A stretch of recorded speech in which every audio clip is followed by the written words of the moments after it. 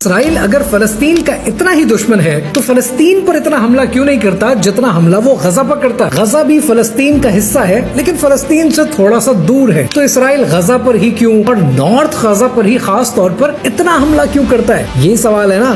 तो आइए समझते हैं। कहानी शुरू होती है 1956 में कि जब इजिप्ट के उस वक्त के सदर जमाल अब्दुल नासिर ने स्वेज कैनाल को नेशनलाइज कर लिया। स्वेज कैनाल ग्लोबल ट्रेड के लिए बहुत जरूरी है। ये मेडिटेरेनियन सी को रेड सी से मिलाती है। दुनिया में ट्रेड स्वेज कैनाल के बगैर करने का मतलब ये है कि एशिया से मिडिल ईस्ट से ऑयल लेकर गुड्स लेकर पूरी दुनिया का चक्कर लगाना पड़ेगा। केप ऑफ गुड होप से गुजरना पड़ेगा, कॉस्ट ज्यादा आएगी, टाइम ज्यादा आएगा, ट्रेड नहीं हो पाएगी। स्वेज कैनाल यही चीज मुमकिन बनाती है। ग्लोबल ट्रेड का आज 12% स्वेज कैनाल से गुजरता है और इजिप्ट अपनी इकोनॉमी में $9 बिलियन का रेवेन्यू सिर्फ स्वेज कैनाल से कमाता है। 1948 से लेकर 1950 तक इजिप्ट ने इसराइल के वेसल्स को गुजरने नहीं दिया, इसराइल की ट्रेड को मुश्किल बना दिया। सन 60 की दिहाई में फिर 8 साल के लिए स्वेज कैनाल को बंद कर दिया, फिर इसराइल के लिए मुसीबत खड़ी कर दी। अगर स्वेज कैनाल से इसराइल का रास्ता रोक दें, इसराइल की ट्रेड रुक जाती है, इसराइल की रातों की नींद हराम हो जाती है। सन 60 की दिहाई में इसराइल ने अपनी कैनाल बनाने का ख्वाब देखा, बेन गोरियन कैनाल। और ये बेन गोरियन कैनाल एक कर्व्ड कैनाल मैप है।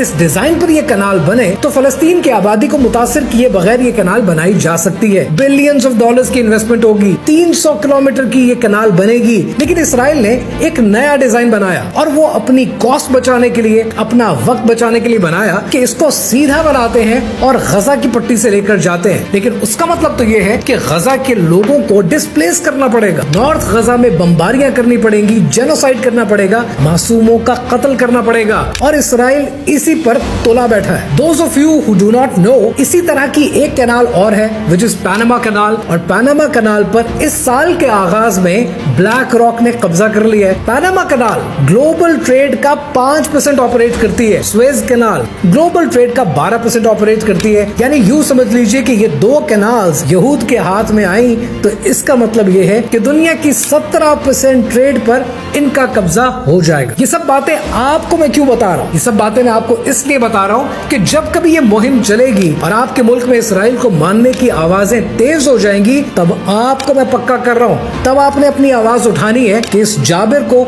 इस जालिम को, इस फासिक को हम नहीं मानते।